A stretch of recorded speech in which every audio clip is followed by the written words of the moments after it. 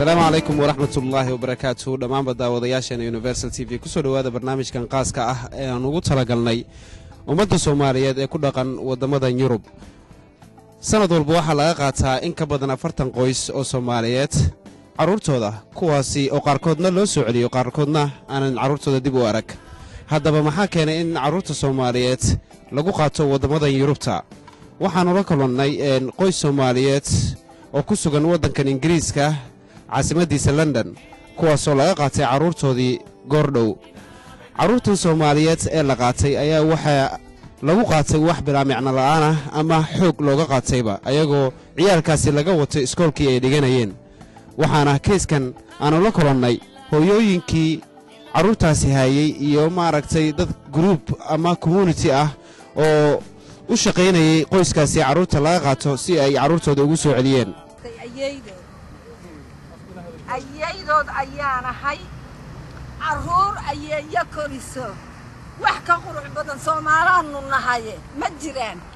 waa maya caruurtaydi waa la bililiqaystay hooyadoodna wayga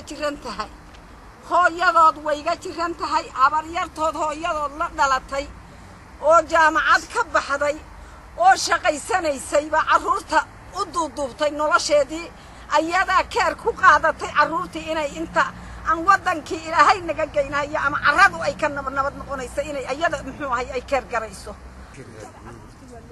ilmihii dhulka isku garaaceen ay yiraahdeen way booliiska naloo keenay cabdimajiid 9 sano ayuu jiraa wuxuu yiri maalinka hooyada laga qaaday ayaa maanta soo xasuustay. waxaan horta marka hore ii sheegayaa familkan anigu wax badan ayaan u tagay oo aan ogahay ilmahaasu sida ay u wanaagsanaayeen kuwa hooyadood iyo aabahood ay hayaan ayaan u wanaagsanayn. waxaan leeyahay marka ummadda Soomaaliyeed waa la bililiqaystay ragga doqonnimadiisa ina ku dhacday community xumaanina nagu dhacday. ilmahaas ilma ka wanaagsan ma jirin, ilma ka qurxan ma jirin, hooyadood iyo aabahood waa ka raasteen.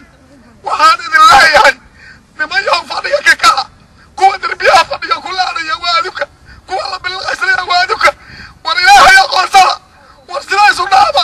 ragga yagaana nafdiray ragga yagaana joogtay ragga yaga xabaasha noo diray haddaan dumarnahay raggiyo dacwaanu nahay haddaan dumarnahay ragga yagoo dacwaanu nahay haddaan inacayay cafis baan dalbanahaya laakiin cadkaygu ninku ku yaallow codkayga maqal buraanburkaas waan tirinaya waan dhamaystiraya haddaan dumarnahay ragga yagoo dacwaanu nahay war haddaan inacayay cafis baan dalbanahaya laakiin cadkaygu ninku ku yaallow codkayga maqal. waxaad moodaa ummadda Soomaaliyeed in ay ka jirto isfahan la'aan ama waxa la yiraahdo dhaqankooda oonan si fiican loo garanayn. hooyadii meeshaasi joogtay hooyo kamid ayaa waxay ii sheegtay in aysan jirin haba yaraatee dad Soomaali ah u dagaalama ummadda Soomaaliyeed ee ku dhaqan wadankan Ingiriiska. sidoo kale markaanu keyskan aanu dhaxgalnay ayaanu waxaanu la kulannay ummad Soomaaliyeed oo aad u fara badan ayagana sidoo kale caruurtoodii qalad looga qaatay. waxaan rabaa inaan mahadceliyo walaalka Nabiil waxaan leeyahay jazaakumullahu khayr. marar badan ayaad waxaad maqlaysaa in Universal TV la dacaayadeeyo laakiin waxaad arkaysaa maanta Mr. Nabiil oo walaalkeena waxa uu muujiyay kaalin lixaad oo uu doonayo inuu ku caawiyo hooyadan iyo dhallaanka dhiban. waxaan leeyahay jazaakumullahu khayr. tacaawanu cala albirri wattaqwa ولا تعاونوا على الإثم والعدوان. دبعتوا مربى قف بقبسانيسا وأنت غير كم بهيستا إلهي وحن كبرنا سبحانه وتعالى إنه إلهي كفجي كون هلك جيو خويداني عروتك كو حبسيدك وحريسن إلهي لكسو صار رجع صومالي دبعتيسن إلهي دبعتها كسارو تدك صومالي كل دبعتيسن إلهي دبعتها كسارو وحنا يا مرلوات يونيفرسال تي في هذه آد ما سنتين وحنا